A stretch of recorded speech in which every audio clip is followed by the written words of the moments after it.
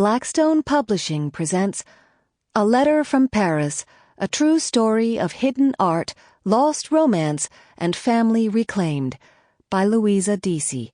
This book is read by Anthea Greco. In loving memory of Denison Deasey and Michel Chaumet.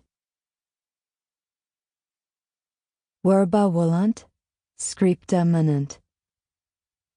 Spoken words fly away, only what is written remains. Latin proverb.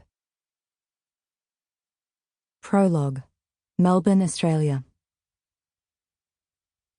The first letter I received as a child came from Paris. It was magic to see the French postmark, Giselle's address carefully printed on the back in her distinct script. Apartment 10, 24 Boulevard de Grenelle, Paris, France, 75015. Giselle's love and thoughts reached out from her apartment overlooking the rooftops of Paris, France, to our weatherboard house in Melbourne, Australia. She was a connecting thread to my dad, too, even though he was no longer alive. Giselle was my godmother and had been Dad's wife before he met Mum. The idea of a letter with words written from so far away seemed like science fiction. With a stamp, some paper, and a pen, I could receive a message across time and space from another country, all the way across the sea. Paris was a world away from Melbourne, and all I could picture of France was held in the mysterious photos in our family album and the prints on the cards that came from Giselle.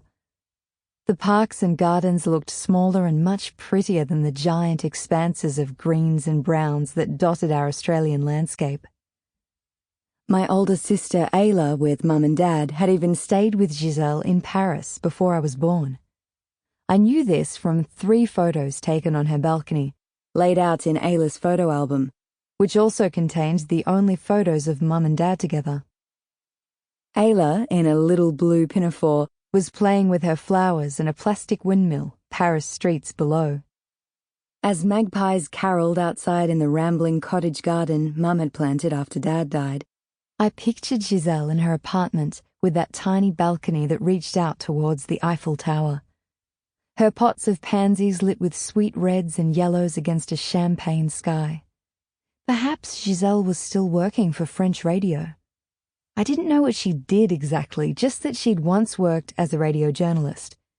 Her letters to us were always so much about us anyway, about our special days, about how much she thought about us, wanted to see us again. My Australian family, she wrote. Sample complete. Ready to continue?